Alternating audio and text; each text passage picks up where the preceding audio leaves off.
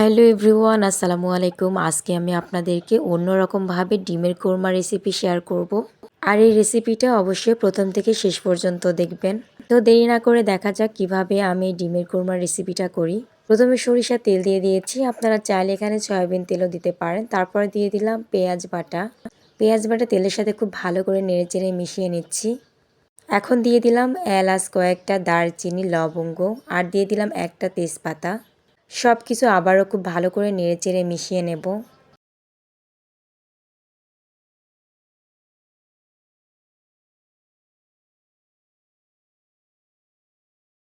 এখন দিয়ে দিলাম আদা বাটা, রসুন বাটা। আবারও সব কিছু ভালো করে নেড়েচেড়ে মিশিয়ে নেব। এখন গুঁড়া মশলা দেব, তার আগে সামান্য একটু পানি দিয়ে দিলাম যেন গুঁড়া মশলাগুলো পুড়ে না যায়। দিয়ে দিলাম ধনিয়া গুঁড়া, জিরা গুঁড়া আর দিয়ে দিচ্ছি সামান্য শুকনা মরিচের গুঁড়া। পরিমাণ মতো লবণ দিয়ে আবার সব কিছু ভালো করে নেড়েচেড়ে মিশিয়ে নেব। শুকনা মরিচের গুঁড়া কিন্তু অল্প দিতে হবে, কারণ ডিমের কোরমাতে বেশি ঝাল হলে কিন্তু ডিমের কোরমা খেতে ভালো লাগে না। তাই চেষ্টা করবেন ঝাল কম দেওয়ার। এখন দিয়ে দিলাম বাদাম বাটা। সব কিছু নেড়েচেড়ে আবারও ভালো করে মিক্স করে নেব। এখন নেড়েচেড়ে কিছুক্ষণ কষিয়ে নেব। মশলাটা কষানো হয়ে গিয়েছে, এখন আমি দিয়ে দিচ্ছি একটা একটা করে ডিম। এখন ডিমগুলো মশলার সাথে ভালোভাবে নেড়েচেড়ে মিশে নেব।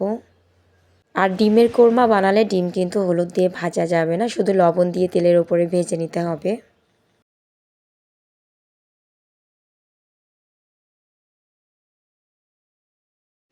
এখন দিয়ে দিচ্ছি যে কাপ ব্যবহার করছি এই কাপের 1 কাপ মতো গরুর দুধ।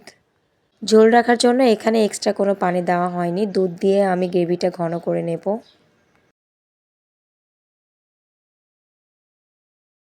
ফ্লেভার আনার জন্য কয়েকটা কাঁচামরিচ দিয়ে দিচ্ছি।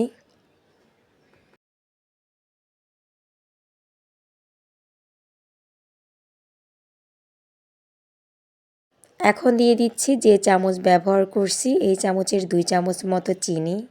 চিনিটাও খুব ভালো করে গ্রেভির সাথে মিশিয়ে নেব। এখন গ্রেভিটা যতক্ষণ না ঘন হবে ততক্ষণ আমি এভাবে জ্বালিয়ে যাব আর একটু পরপর নেড়ে চেড়ে দেব।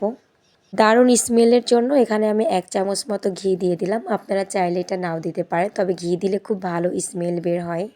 ডিমের কোরমাটা কিন্তু প্রায় রেডি হয়ে গিয়েছে, এখন নামিয়ে নেব। তো হয়ে গেল খুবই লোভনীয় স্বাদের ডিমের কোরমা। আর আপনারাও এভাবে ট্রাই করবেন, আশা করি খেতে অনেক ভালো লাগবে। ভালো থাকবেন, এখানেই বিদায় নিচ্ছি। আসসালামু আলাইকুম।